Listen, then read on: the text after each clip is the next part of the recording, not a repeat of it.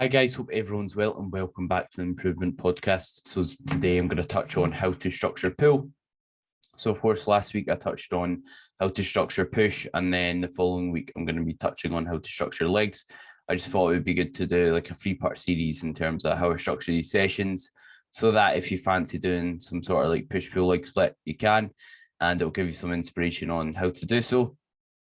And if you don't quite fancy it, I'll just give you a breakdown of my thought process when it comes to selecting movements, which can obviously transfer into your thought process regardless if you're on the same split.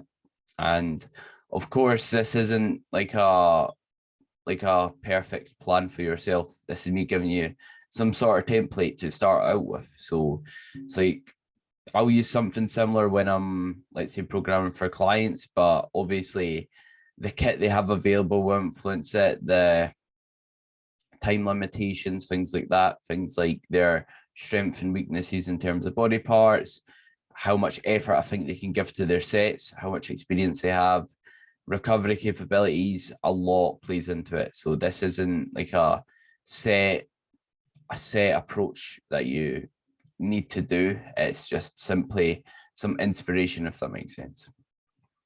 But to start off with, for the most part, when it comes to training pull, I like to break like body parts down to structuring the upper back and structuring the lats.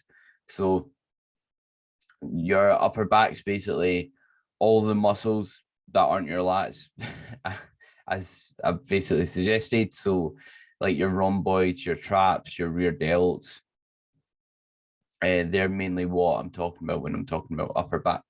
So I like to split it down to targeting the upper back and then targeting the lats as well. So the lats are basically the muscle that attaches to your upper arm or your humerus and basically go down and attach to your lower back. So when you see people with like the muscle under their armpit and it's like flares out, that's your lat.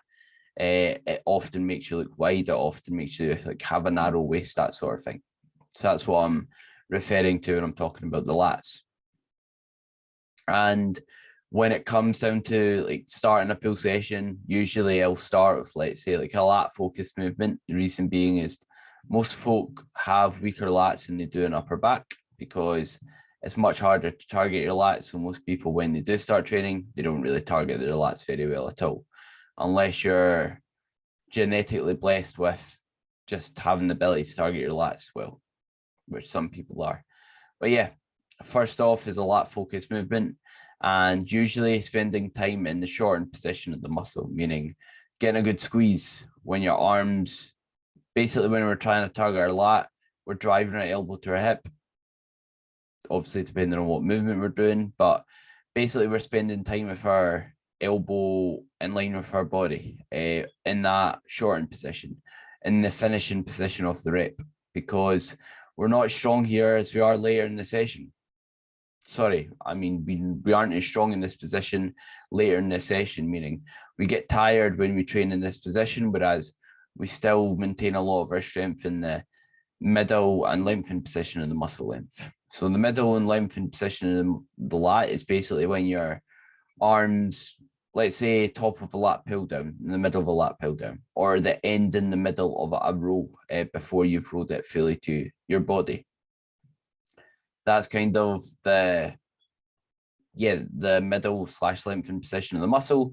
So we retain a lot of strength here as our muscle gets tired, but we can't train our lat well in that position without having to drop the weight quite a lot, which is why it's good putting it first. Also, anecdotally, like you don't really get injured in the shortened position as much when you're squeezing a muscle. It's usually when you're putting it under a big stretch. So it means injury risk could be lower. And yeah, so we're spending time in the shortened position. And when we are doing it, usually for my first lat movement, I like a lat pullover variation. And the lat pullover is, you might have seen people do it with like a dumbbell or a rope typically. And the reason being is it allows you to basically train your lat for a large range of motion. It's also not too fatiguing. So it's got little fatigue with it, meaning it doesn't absolutely smash into the ground from doing it like let's say a deadlift would and tire you out for the rest of the session, while also like priming the lats, getting you to feel the lats out, feeling basically being able to target them effectively as well, and also reduce injury risk because it's getting blood in your back and it's quite like a safe movement. So yeah, good movement for the lats, and again, little fatigue generated from it, so it's not going to smash into the ground and ruin your performance for the rest of the movements. So during a rope pullover or a lat focus movement, we're focusing on making sure our elbows are tucked in and in line with our shoulders usually, which is why it's good using a rope or using, let's say, a single arm to do a pullover, or a dumbbell, although it can be a bit too narrow. But yeah, basically we want our elbows close to our body. We don't want them flared out really wide, like a wide grip lat pullover you could do. That's not what we want. And ideally we want our palms facing in or up slightly when we're doing lat movements. Obviously with a rope pullover, we'll probably just have our hands facing in, or any other pullover variation. So yeah, that's what we usually want to focus on. And if you don't do a pullover, again, we're focusing on keeping our elbows tucked in, driving our elbow to our hip when we're doing lat focus movements, whether it's a row you're doing or a pull down, which I'll break down a bit more later in the episode. But next up, after doing, let's say, like a rope pullover, I'd usually do around 2 sets. Typically what I do, if saying that, there you could do like a single arm, like a pullover, you could do that with a cuff, with a rope, or you can do it with a dumbbell. Like I said, there's other options. But usually when I'm programming that, I'll do like a high rep set first. And the reason being is when we get strong in a rope pullover, it's hard to stay in the same spot without getting pulled forward when we get stronger at it, which is why I currently do it single arm. But what I also like to do is like a high rep set, so something like a 15 to 20 rep set, not really getting them to pause it much because it's a really high rep set. And then I'll get them to do a set in the 8 to 10 rep range with a pause in each end of the rep, just so that we're spending time that short in position. And also, if we do a high rep set first, loads lighter, we'll get a bit tired from that set, meaning we're not going to be lifting as heavy in the second set. It's not going to pull us forward, and we're not going to be unstable, because if we're really unstable and we're lifting a ton of weight, then it's not going to be ideal for training our lats if we can't stay in the same spot. So after doing, let's say, a lat pullover or a lat focus movement, usually it's more of a compound movement for an upper back. So I like a compound movement second, as we're a bit warmer after doing, let's say, like more of a isolation movement for the lat. So you feel psychologically a bit more ready to go into that movement, a bit safer, just because you've got plenty of blood in your back by then, and a bit warmer. And typically it's a bent over row variation. So you could do a deadlift, but currently the reason why I don't do a deadlift is because a row is valuable, of course. But apart from that, if, let's say, you're doing a deadlift and you've got legs the day after, you're going to be quite trashed. Your lower back's going to be pretty fatigued. Your legs might even be tired from it, depending on what when you do. And especially if you're doing push-pull legs without a rest day in between, it's going to be pretty taxing. So yeah, typically it's a bent over row variation, which could be like a barbell, a dumbbell, or another. Like if you've got some sort of T-bar row set up, you could use that. And again, you're a bit warmer going on to this after doing a lat movement first. And during this movement, I treat it more like a compound movement. So don't obsess over getting a good squeeze with my upper back. I'm more focused on bending over with a good bit of load and rolling out with respectable form, because I don't think you need to isolate it like a muscle group. Just like a deadlift, I wouldn't focus on isolating my lats or my traps or my hamstrings. I don't focus on isolating my upper back or a specific muscle during this. I more just focus on doing a roll with good form, and yeah, just gripping and ripping it, basically just stimulating my back. Because if, let's say, you could argue, oh, but you're not working this muscle group well, you're not working that muscle group well. Let's say you do bent over rows. Let's say you work yourself up from, let's say, doing 20 kilo dumbbells to 50 kilo dumbbells, you're going to have a bigger back. You're going to have a thicker back. Your back's going to look much better, much improved as a result of it. And I think there's something to be said just by spending time in that bent over position, handling that load. It'll transfer over to your other compound movements, and it will let you work on your bracing, and it will just allow you to develop a decent back. Simple as that. And you could also do, let's say, a upper back row with a chest support, or doing one seated if, let's say, you're already loading your lower back a lot, or you can't load your lower back for whatever reason. But after that, after doing that bent over row, typically I like to work in a bit of a lower rep range when I'm not training a lot, as I think you can get away with it a bit more if your upper back. So yeah, typically I'll do like a 5 to 9 rep set because I'm not trying to isolate anything. And usually if you're lifting or doing a very low rep range, it's harder to isolate muscle groups. So usually, like I said, 5 to 9 rep range, then maybe a 10 to 12. Of course, depends how heavy the dumbbells are in your gym, if you're using a dumbbell row, that sort of thing. But yeah, typically that's the rep range I'd perform. Or you could do a slightly higher rep range if you're new to it and you're struggling to, let's say, maintain a neutral spine, that sort of thing. But yeah, basically during a bent over row, I'm focusing on initiating the movement by pushing my hips back, then rolling towards my lower stomach, and making sure I have a slight pause at the bottom and then driving up again. So exercise 3 is then going to be a lat focus movement. So if, let's say, you've done a pull down first, then a row could be a good idea now. Or if you've done a pull down or vice versa. If you've done one first, it could be a good idea doing the other second. If you've done a pull over first, then you can kind of do either. And right now I'm running a single arm lat pull down. So like I said, what we want to think about when we're doing a lat movement is making sure we're choosing something where we can keep our arm relatively in line with our shoulder. So we've not got a crazy narrow grip or a crazy wide grip. We also want to ensure our palms are facing in or up slightly, because when you do that, what that basically does is ensures your elbow stays tucked. Because when our elbows are flared, we're going to be working our upper back a bit more. We also want to be focusing on driving whatever we're doing nice and low, and not driving it, let's say, towards our upper chest, because that usually leads to a lot of bend at the elbow.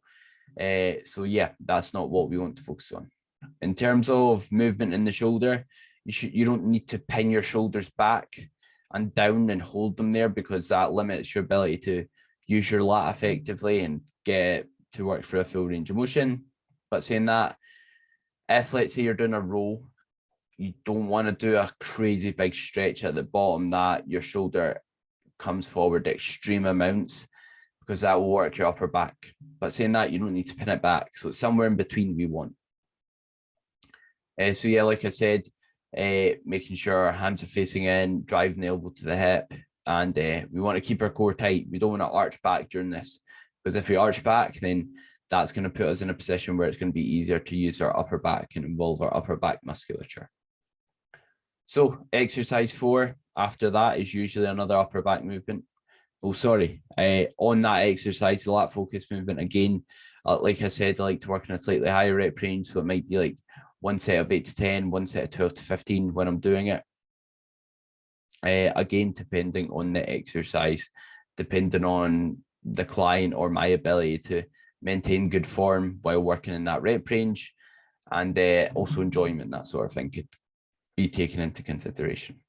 So next up is going to be an upper back focus movement again. So you could use a chest support here, especially if you've done a bent over row second without one, because your lower back might be a bit tired, especially if you're doing, let's say, legs the day after.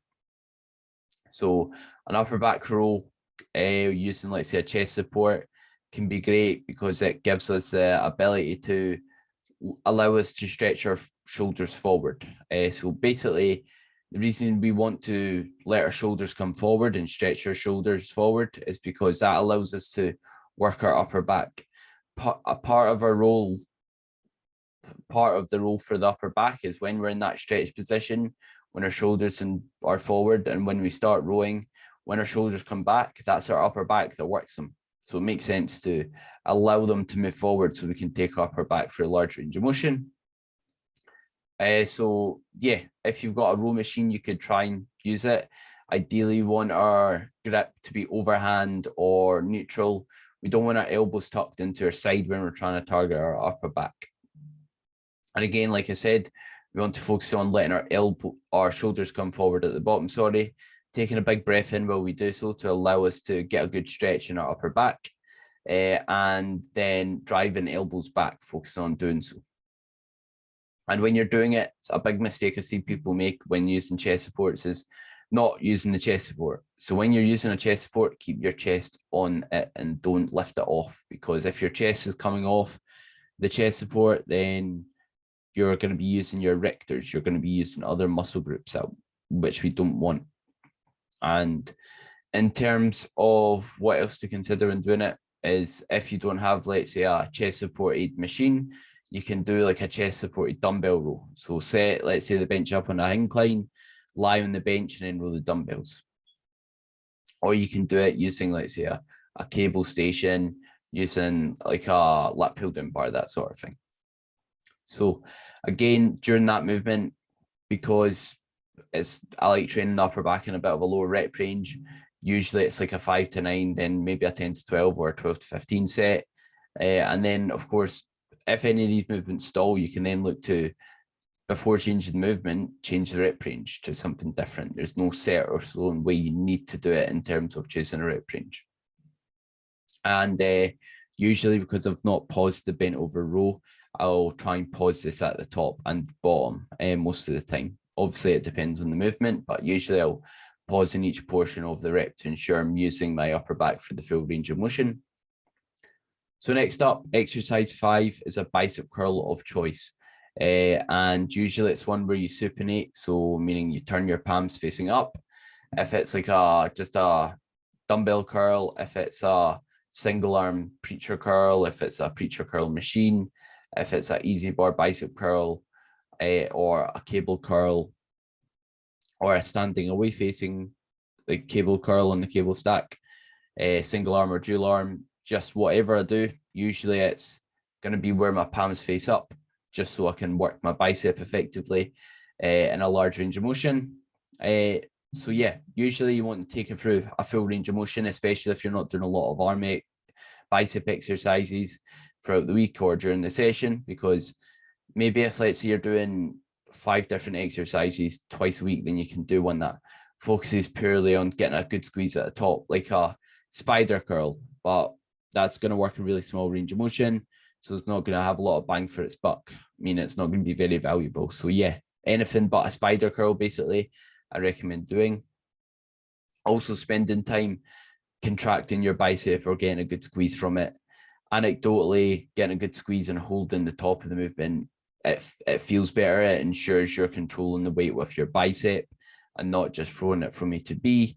And it also means that we're spending time in that shortened position, because it's valuable to do so. We want to train our muscles through all muscle lengths if we want to cover all bases and maximize muscle growth. So yeah, just ensure it's a bicep variation that you can do pain-free, apply intensity to, and progress over time. Going on to the next exercise, it's going to be hammer curl. So a hammer curl will basically work your brachialis and brachioradialis, which is why we do a hammer curl and not just 2 bicep movements. So when we're doing hammer curls, we want to keep our palms facing in, so we work those muscle groups. And this could be something like a rope hammer curl or a dumbbell hammer curl or anything similar. Pardon me. So yeah, and like I said, this will work our brachialis and our brachioradialis. And here we basically want to focus on ensuring our form's good, progressing it over time. And I usually don't pause this movement because I've just paused and spent time at the top of the bicep curl and the one before. So yeah, usually don't bother. However, it doesn't mean you can, and it doesn't mean you're gonna be missing out on a ton of progress if you like pausing the movements at the top. So yeah, not going to dive into much more in terms of arm movements. Just ensure when you're doing it, the main thing that's moving is your elbow. Because if, let's say, you're moving at the shoulder a ton, then that's going to involve a lot of your front delt or front of your shoulder. And if that's moving, and if that's moving, then our bicep isn't moving the weight. So just ensure that's not the case. Usually for these two bicep movements, I might do, let's say, 2 sets and then a drop set after each, or I might do like 3 sets for the first, 2 sets for the second. It just depends on the exercise, how long the overall session will usually take, and how much bicep work they've got at the end of the week or throughout the week as a whole. And if it's a strength or a weakness as well, because if it's a strength, then it might be like, right, we'll leave it at 2 sets because your back's a lot weaker, and we'll save the effort for the rest of your session. So next up is a rear delt fly usually. So again, this is something that, not that you should just skip it, but you could skip if, let's say, you are really limited time-wise. This is the one I'd probably miss out, just because when I'm thinking about what would I rather folk have, maybe a slightly lagging rear delts, or not do, let's say, a bent over roll movement, a compound movement that's going to work a lot of muscle groups. I'd rather them miss out the rear delts. So a rear delt fly, we're basically letting our shoulders come forward before we start the movement, and then focus on driving out, and that will ensure we keep the weight on our rear delts. And you can do this on, let's say, a pec deck machine, doing like a rear delt fly, so sitting facing it, a reverse pec deck. Or you could do it with cables. You could do it with an incline bench and using dumbbells. And basically, if you're using the cables, you want to cross them over so you keep the tension on your side delts in the stretch position. And yeah, so on this, we're thinking about letting our shoulders be forward and driving out. And the reason we drive out and not back is because when we drive back, we're more likely to use our upper back. Whereas when we drive out, we're going to be using our rear delts a bit more effectively, because that's the role of our rear delts, to basically drive our arm from in front of our body to out to our sides. So it makes sense to do that motion. And usually I pause in both ranges doing this. And the reason being is it's really easy to involve lots of other muscle groups. So it's one you really have to control, because if you just throw the weight from A to B, then you're probably not going to be using your rear delts very well. So yeah, usually on this, it will be like 12 to 15 rep range, maybe 2 sets, and then maybe a double drop, depends on time and also how the rear delts are looking, that sort of thing, and what the rest of the session looks like, of course. And with a rear delt fly, like I said, really make sure you're controlling it and pausing. Don't just throw the weight. And you can also do a row or something else you deem necessary instead of this. If, let's say, a muscle group's really, really weak, or you want to tag on a bit of another muscle group after basically other exercises, that can be something you can do. But yeah, this is the general setup I like to go with. And remember, there's no set or stone way. Someone with a very lagging upper back will have a different setup to someone with, let's say, a very lagging biceps. And saying that, most people just probably need to build more muscle everywhere. So don't stress about it, or focus on the fine brush strokes before laying the big ones. Focus on just building muscle, getting strong and big movements, and that will do a lot of good for your physique before focusing on getting the perfect squeeze on a rear delt fly and squeezing every individual muscle group perfectly. Just get strong on movements, apply progressive overload. You will grow, even if you make mistakes in terms of doing things that could potentially be done better. In theory, effort and good form trumps basically everything. And they should be the fundamentals. So yeah, hope this has been valuable. Any questions, please ask. Please leave me a rating and review, and like, subscribe, depending on what platform you're listening on. We have also reached 1,000 downloads, which has been amazing. So thank you very much for everyone who's contributed towards supporting the podcast in any way, shape, or form. Have a great day.